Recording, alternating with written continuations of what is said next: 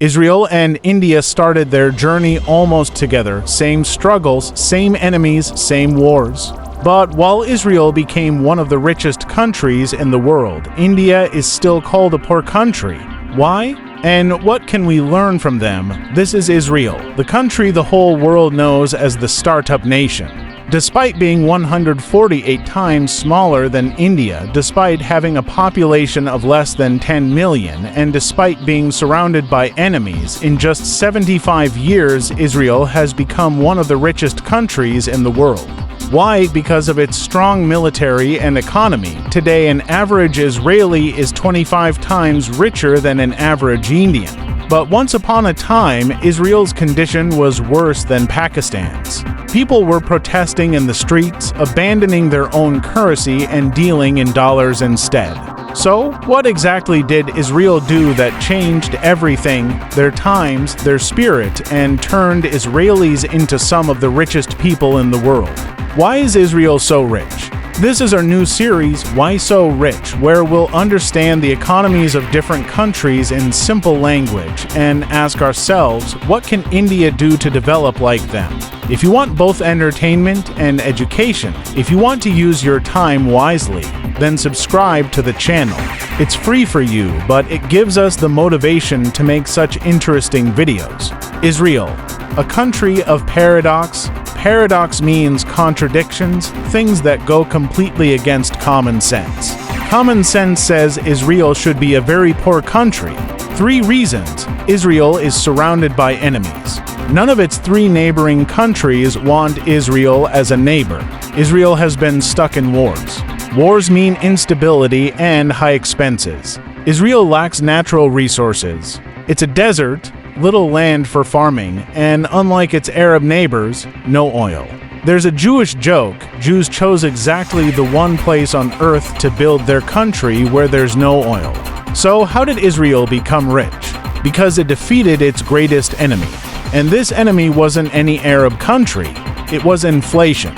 Inflation crisis and the 1985 stabilization plan. Let's rewind. From its founding in 1948 until the early 1980s, constant wars had hollowed out Israel's economy. By 1984, Israel's situation was like Pakistan's today. People fighting for gas, wheat, rice, electricity, hyperinflation of 445%. People lost faith in the Israeli currency and traded only in dollars. But Israel had something Pakistan didn't: strong leadership. In 1985, Prime Minister Shimon Peres and his finance minister launched the Economic Stabilization Plan. Key steps: price freeze for 3 months, essential commodity prices could not rise, wage control, devaluation, fixed foreign exchange rate, no printing of money, reduced government spending. They even cut food subsidies, which were a huge burden. Within just 1 year, inflation dropped from 445% to 20%, and the money saved wasn't looted by corrupt leaders. It was invested in science, technology, engineering, and mathematics, STEM research and development R&D.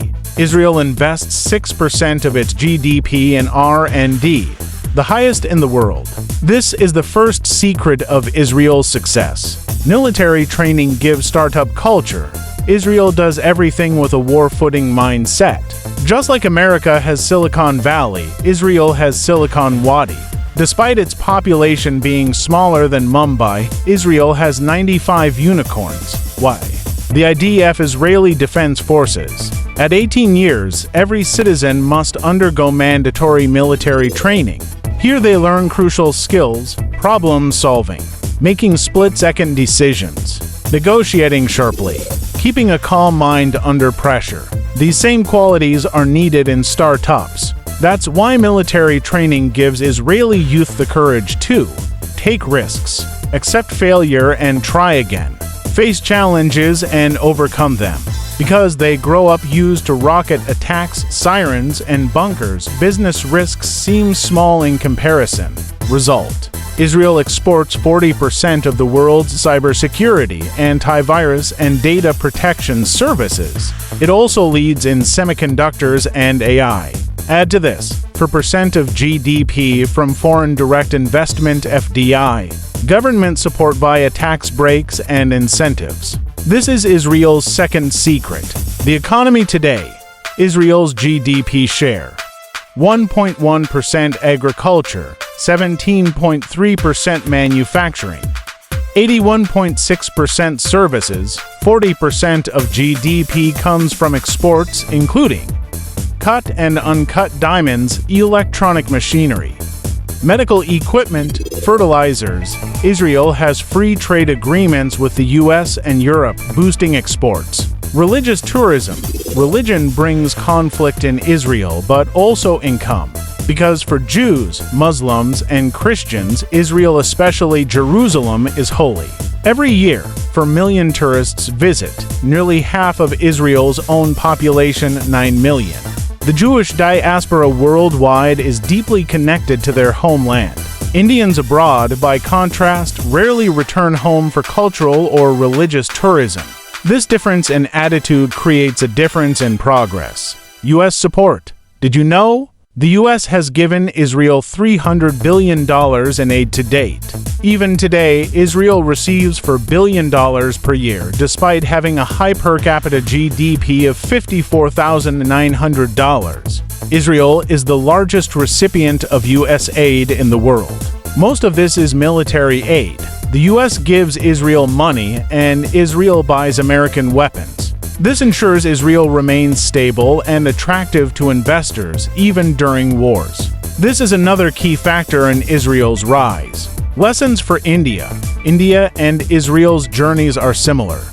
Both got independence around the same time. Both have been fighting with neighbors for decades. So, what can India learn? And freebies politics, free electricity, free bus rides, cash handouts, not sustainable.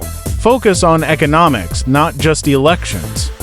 Invest in R&D. Israel invests 6% of GDP in R&D. India invests only 0.6%. Result: lack of innovation, brain drain, and low foreign investment. Military principles for youth, even if not mandatory training, teach discipline, risk-taking, and how to handle failure. Indian politicians especially should learn integrity through such training. Ultimately, Israel attracts big businesses because of its skilled people. India must build the same foundation. Final thought: Israel is not a perfect country. It has political and economic flaws. But still, India and Indians can learn a lot from it. The biggest lesson: Israelis truly love their country and want it to progress. Indians, in contrast, often think only about personal progress, even if the nation remains poor. And that's the most important takeaway.